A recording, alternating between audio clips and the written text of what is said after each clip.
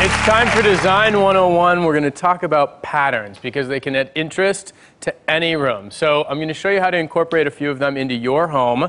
Let's start with stripes, which are the quintessential go-to that never go out of style. If you're nervous to start working with a pattern, stripes are the most classic you could possibly use, and it's the easiest way to ease yourself out of doing solids. When I first started decorating, I reached for solids with everything, and then I was like, okay, wait, now I'm starting to bore myself. I have to start incorporating pattern. Stripes on the wall, which is very easy to stencil out, or you can upholster a wall, even in the matting of picture frames, or little nods like striped towels in the bathroom or the kitchen, even placemats when you set the table. It shifts the entire feeling of your holiday table. So stripes are a great place to start.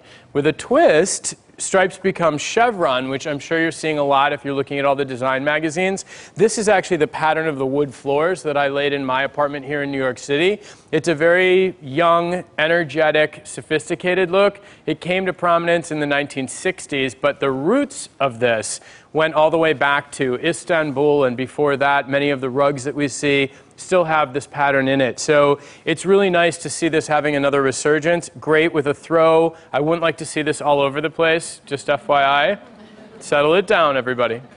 But the notion of doing a printed cotton pillow like this one, even lining the inside of a tray. There's gift wrap that you can use for matting, for lining a tray like this, or a throw. It's a really nice way of incorporating this feeling into the home.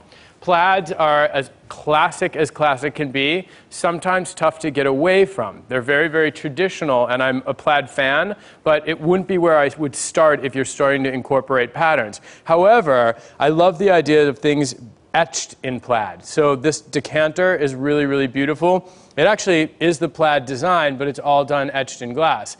Really nice sitting out at the bar. Also, look for old decanters when you're flea marketing and doing tag sales and things like that. They're great for holding bath oils on the edge of the tub. So think about that as another opportunity. I obsess about what I put the soft soap in, and I want you to as well. Houndstooth. Menswear inspired, very, very traditional, again, like a tweed. Also coming in many different shapes and scales. The bigger scale, like this pillow in the gray and black, reads much more modern and graphic. The smaller, tighter scale, like upholstering a little stool that you find or a bench, reads much more of a neutral. But it's a really beautiful fabric also to layer in, and it works well with florals and with plaids and with stripes. So if you're going that extra step, check out Houndstooth as something that you can incorporate into your design as well. And then last but not least, polka dots, which I have the hardest time with, because initially for me they were all about kids' rooms, and I couldn't see them outside of kids' rooms until I started researching and going through my design library of all my vintage antiques books and books of rooms that have been decorated for years, and I was like, wait a minute, they were decorating with polka dots 200 years ago in England? I'm going to give this another look. So again, it's a question of scale. The larger dots feel more modern and more contemporary. Smaller dots, even like this pin dot, almost feel 1920s. So if you're not ready to jump off the ledge with it, again,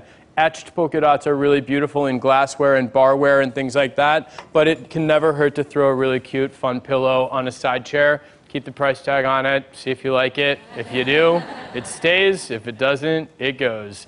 Find out how to add a little pattern to your home at thenateshow.com.